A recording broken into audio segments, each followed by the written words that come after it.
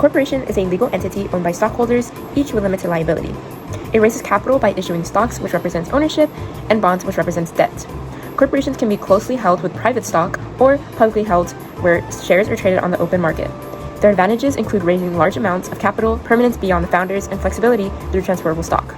However, they face high startup costs, double taxation on profits and dividends, possible loss of founder control to executives and boards, and strict government regulations. Overall, corporations provide growth and stability, but come with significant challenges.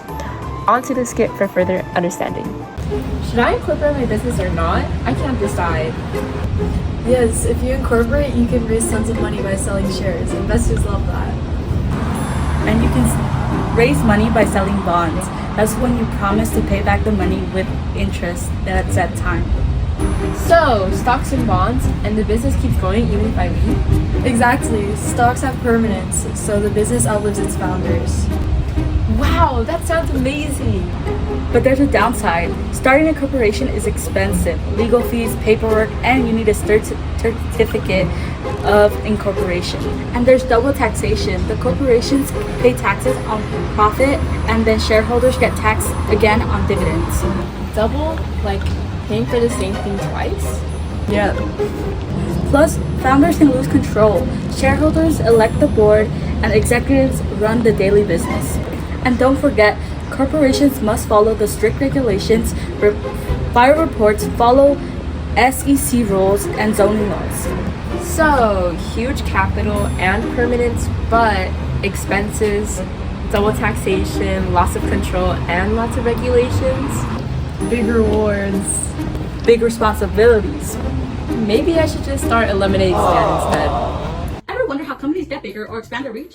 It's often done through mergers, and there's a few main ways to do it. So let's break them down. First, we have a horizontal merger. Think of it as two coffee shops becoming one. Their goal, less competition, more market shares. Next, we have a vertical merger. An example would be a car maker buying a tire company. The benefit, total control over production and distribution. Lastly, we have the conglomerate merger. This merger consists of companies with zero connection. A tech company buying a candy company, for example. But how are they alike? Well, they all share the same reasons as to why they merge. They all want growth, more market shares, better resources, and overall stronger capabilities. They differ on how it deals with their competition. Horizontal focuses on market domination, vertical focuses on chain supply control, and conglomerates focuses on controlling risk. In summary, whether it's rivals joining forces or total unrelated business mergers, corporation combinations are all about strategy and trying to build a stronger business. Multinational corporations are like a global powerhouse, but what do they actually do? Well, I'm glad you asked. They're all about providing goods and services. Think your favorite smartphone brand, that popular fast food chain, or even the car you might want one day. They operate in more than one country and make these products and services accessible worldwide. Global reach is a huge drive for trade and investment. They bring capital, technology, and much more into the countries they set up shop, boosting economic activity. But it's not always smooth sailing. They bring a lot of challenges. We're talking about potential economic inequality as well as negative impact on local culture and concerns about the environment if the regulations are strictly followed. A closely held corporation is privately owned and does not issue stock to the public, which allows its owners to retain full control and safeguard the company's original mission, values, and culture without pressure from outside shareholders. Because ownership is concentrated in a small group, decision-making is often faster and more flexible.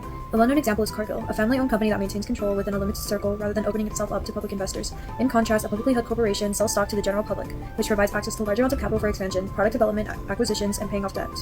While this structure offers significant growth opportunities, it also requires companies to disclose financial information and remain accountable to a wide base of shareholders. A prime example is Microsoft, which sells shares on the stock market to fund innovation and global growth. Hi, can I buy a share of Chick-fil-A stocks? Sorry, you can't. Chick-fil-A is a closely held corporation. The family that founded it keeps ownership, so they don't hand out stocks. Oh, so they keep full control of their business? Exactly. It helps them preserve their family values and avoid outsider shareholders' demands. Hey, can I buy some Apple stocks here? Not in store, but yes, Apple is a publicly held corporation, so anyone can buy shares through the stock market. Why do they sell stock? Because it helps Apple to expand, fund new products, and even pay off debt.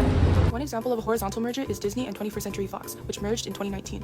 Now, Disney sells toys, games, and apparel, as well as movies and shows that were formerly owned by 21st Century Fox. An example of a vertical merger is CVS and Aetna. When merged, Aetna provides health insurance and benefits, which can then be used to purchase over-the-counter medication and prescription drugs from CVS. An example of a conglomerate is Amazon. Amazon combines many unrelated businesses, allowing them to sell a wide variety of products, such as books, electronics, home decoration, groceries, digital content, and more.